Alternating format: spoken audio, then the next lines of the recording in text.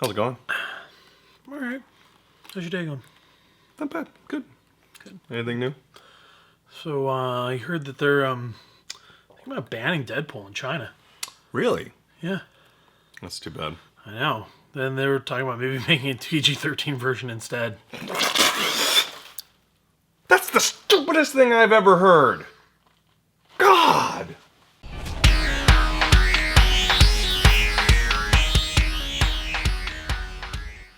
Sorry about that, Kram. How'd you get so dry? Try wicking. Wow. PG-13 Deadpool. Great. It's going to be like 5 minutes long. Bad idea. Not everything has to be PG-13, kids. I know the Chinese market is big, but man, that just rubs me the wrong way. But I'm not going to rage mode. Hi, welcome to Weekend Geek, everyone. I am the Dark Nave with his henchman Kram. Let's do this. A lot of mid-season premieres are starting back up from the winter, and we've got Supergirl, Flash, and Arrow.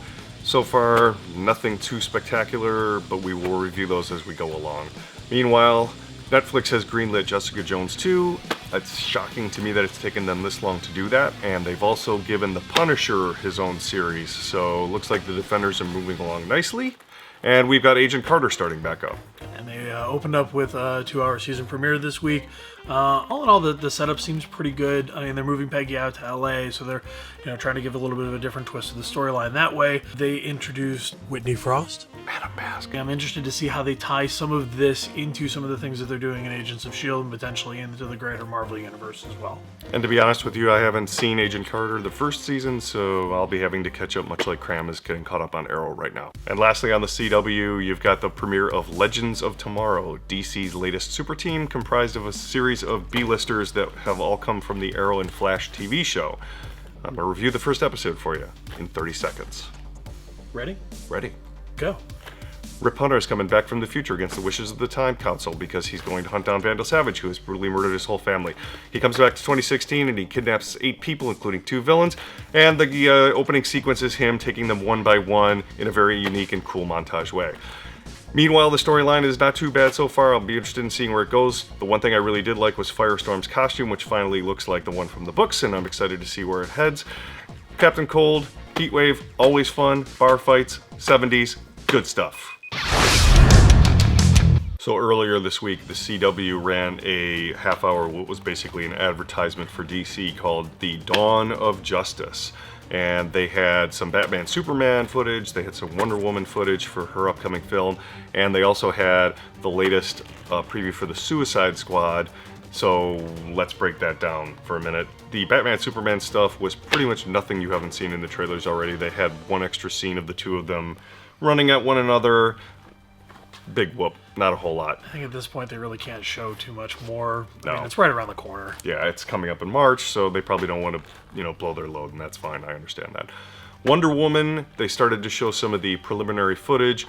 0 CGI, lots of her riding on a horse. She's punching some Nazis. She draws her sword. There's a little slow motion action sequence. Not much. They can't really show too much because I'm pretty sure it's not that far in since her film doesn't come out until 2017, as they confirmed earlier today.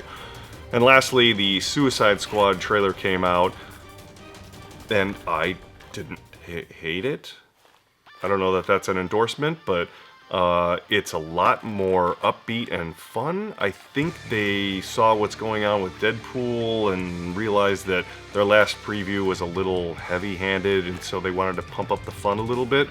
So they set the whole thing to Queen Bohemian Rhapsody, which is interesting as a choice because, one,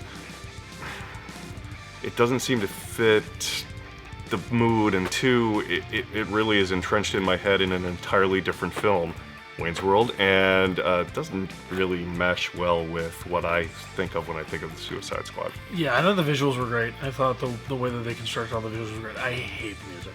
I hate the music choice. And really it boils down to a couple things. One of the things you pointed out, which is, in my mind, that's entrenched as part of Wayne's World, the upbeaty kind of whatever.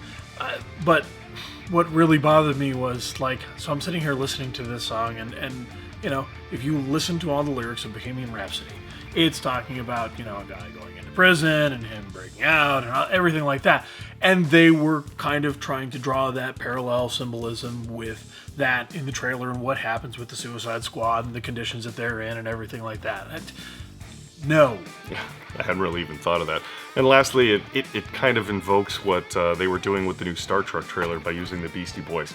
Like the juxtaposition thing, I get it, it's clever. The editing was very good, and the visuals were very good. I'll be very interested in seeing what order they come in the film.